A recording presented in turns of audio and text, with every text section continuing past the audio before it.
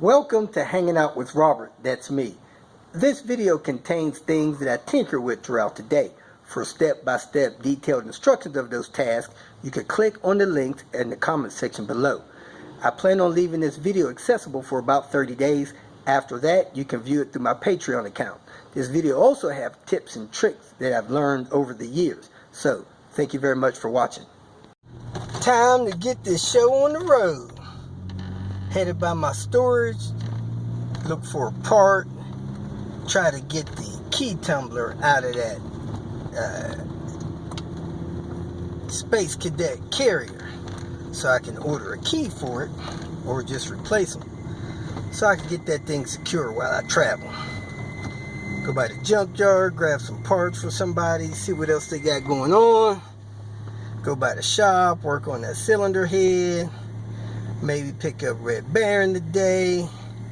It's going to be on and cracking. I have this rooftop carrier, the Yakima Space Cadet, that I do not have a key for. So I went on eTrailer and they told me if you can get the lock tumbler out, if it's unlocked, you can get this A code off of the key tumbler and you can order a key.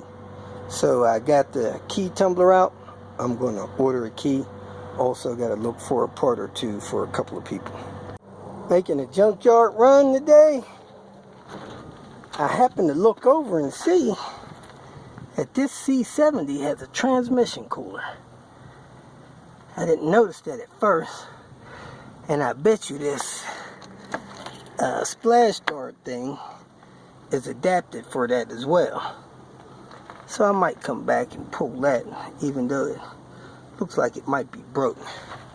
So, something on the C70 I didn't notice.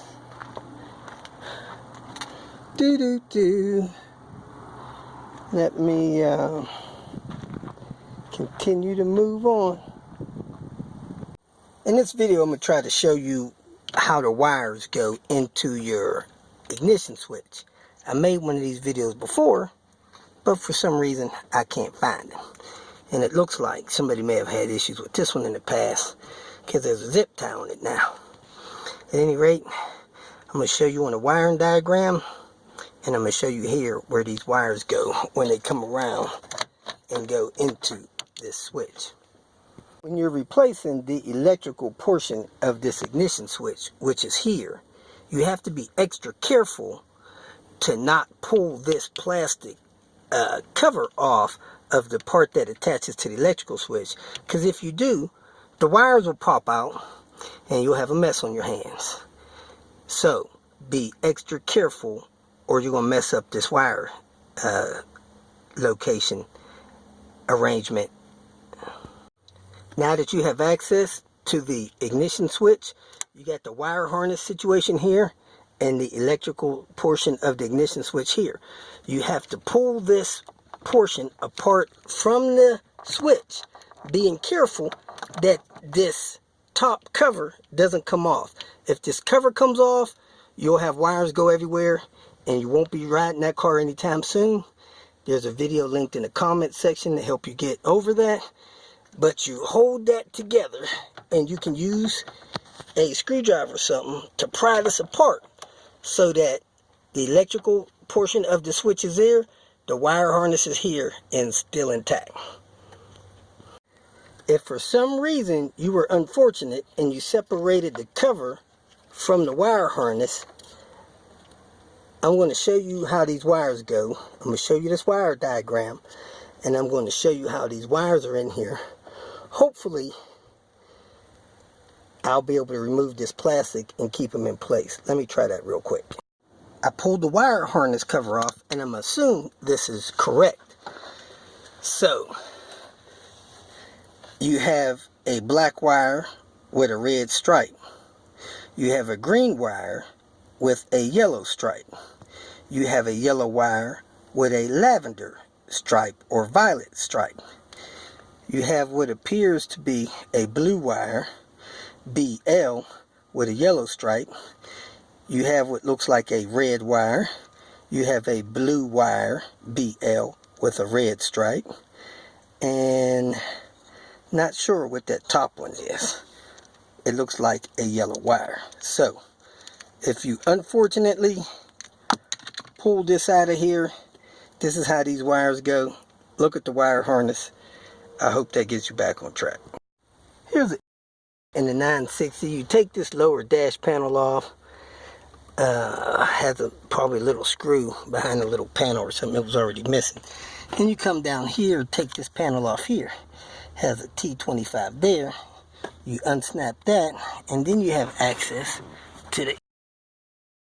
let's see how this comes out of here.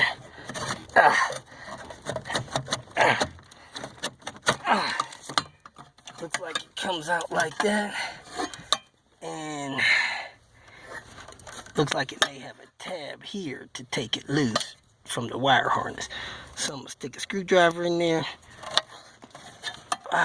or I'm gonna push this here back, release that. There you go.